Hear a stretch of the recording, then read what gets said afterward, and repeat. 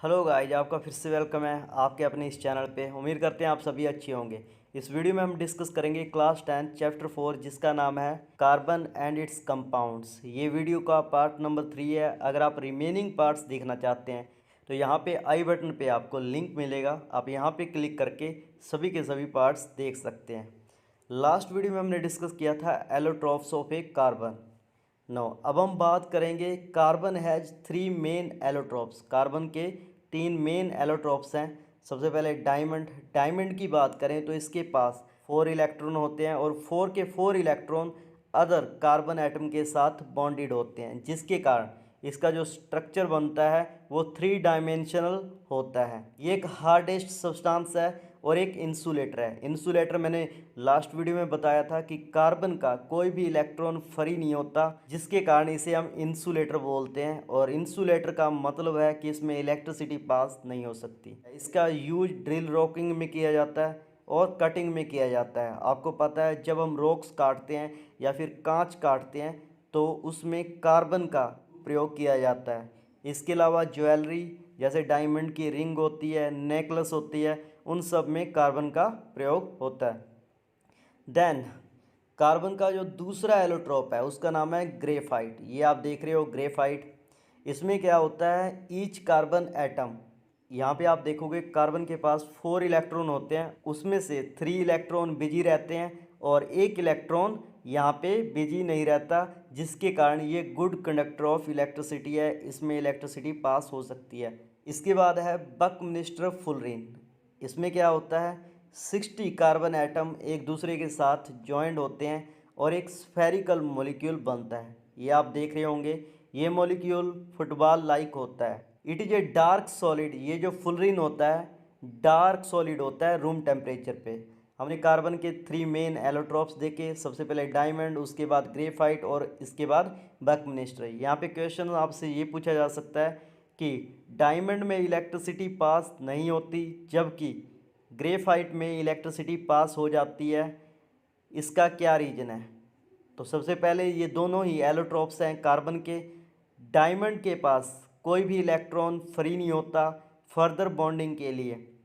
Graphite के पास 1 electron रह जाता है, जिसके कारण उसमें इलेक्ट्रिसिटी पास हो सकती है या फिर वो गुड कंडक्टर ऑफ इलेक्ट्रिसिटी होते हैं।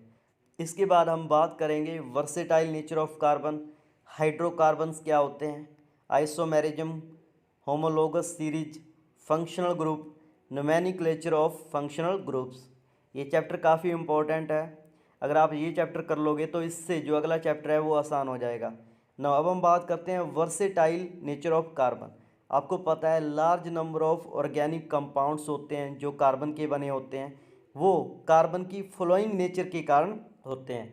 तो ये कार्बन की 2 नेचर है, एक होती है कैटिनेशन, एक होती है टेट्रावैलेंट नेचर। यहाँ पे हम डिस्कस करते हैं कैटिनेशन क्या होती है। देखो, कार्बन की एक यूनिक एबिलिटी होती है, ये दूसरे कार्बन एटम के साथ मिलकर एक लॉन्ग चेन बनाता है।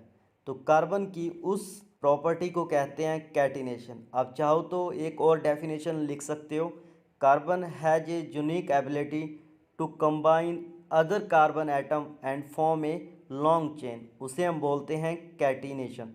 ये किस प्रॉपर्टी के कारण होता है? ये होता है small size of carbon atom.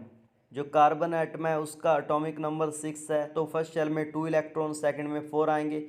अब देखो, दो जो शेल है, मतलब यहाँ से हम बात करेंगे आउटर मोस्ट शेल और जो न्यूक्लियस है, यहाँ से डिस्टेंस कार्बन का कम होता है, तो जो आउटर मोस्ट शेल के इलेक्ट्रॉन है कार्बन से स्ट्रांगली अटैच्ड होते हैं, स्ट्रांगली अटैच्ड होंगे। और कार्बन यहाँ पे देखो, न्यूक्लियस और जो आउटर शेल में इलेक्ट्रॉन रिवॉल्व कर रहे हैं उनका डिस्टेंस कम है और सेंटर में पॉजिटिव चार्ज है और यहाँ पे इलेक्ट्रॉन रिवॉल्व कर रहे हैं न्यूक्लियस के चारों ओर।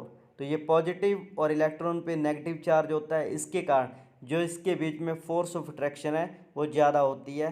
इसीलिए हम कहते हैं कि बॉन्ड कार्बन कार्बन के बीच में बनता है उसकी जो स्ट्रेंथ है वो बहुत ही ज़्यादा होती है।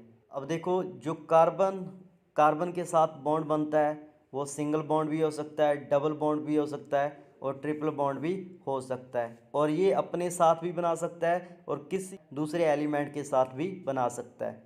तो यहाँ देखो, स्ट्रेट चेन की बात करें तो यहाँ पे 3 कार्बन एटम है, 3 के लिए यूज करेंगे प्रोप, सब में सिंगल बॉन्ड है तो एन, यह बन जाएगा प्रोप एन। यहाँ पे आप देख रहे हो एक कार्बन एटम दूसरे कार्बन एटम के साथ जुड़कर, दूसरा तीसरे के साथ जुड़कर एक चेन बना रहा है, और ये चेन स्ट्रेट भी हो सकती है, ब्रांच भी हो सकती है।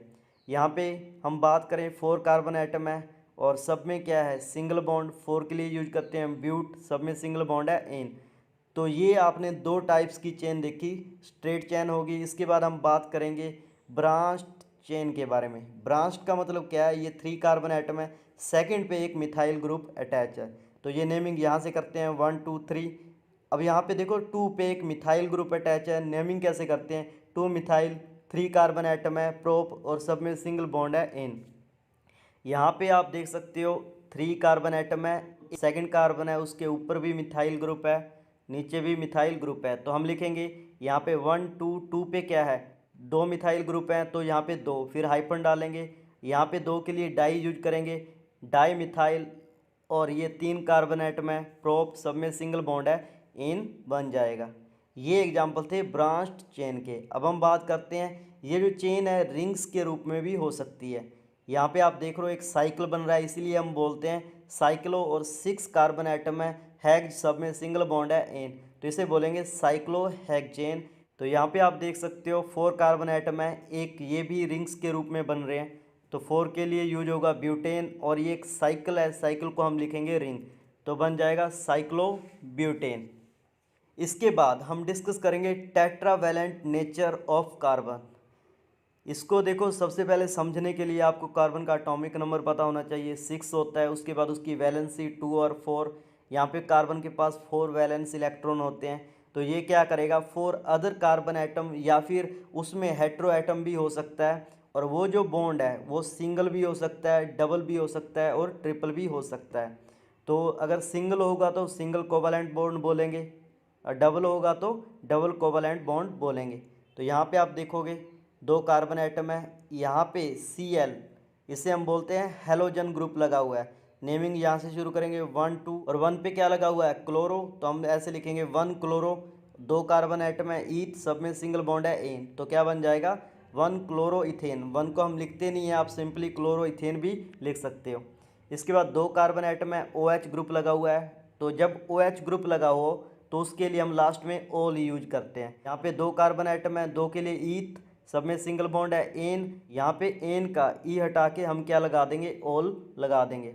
इसके बाद इथानल, यहाँ पे देखो फंक्शनल ग्रुप क्या लगा हुआ है कीटोन का, तो 2 कार्बन एटम है ईथ, सब में सिंगल बॉन्ड है एन, और ये जो फंक्शनल ग्रुप है कीटोन का इसके लिए यूज करेंगे अल, तो ये क्या बन जाएगा इथानल। नेमिंग हम बाद में पढ़ेंगे। देन हम बात करेंगे हाइड्रोकार्बन क्या होता है, ये हम देखेंगे नेक्स्ट वीडियो में। तब तक के लिए इतना ही। अगर आप सारे के सारे चैप्टर के पार्ट्स देखना चाहते हैं विद प्रॉपर नोट्स, तो यहाँ पे आई बटन पे क्लिक करके आपको सारी प्लेलिस्ट शो हो जाएगी। नाउ थैंक्स फॉर वाचिंग, और अगर आपकी कोई क्वेरी है तो नीचे कमेंट बॉक्स में कमेंट कर सकते हैं, डेफिनेटली आई विल रिप्लाई। मिलते हैं नेक्स्ट वीडियो में, तब तक के लिए keep smile and keep learning.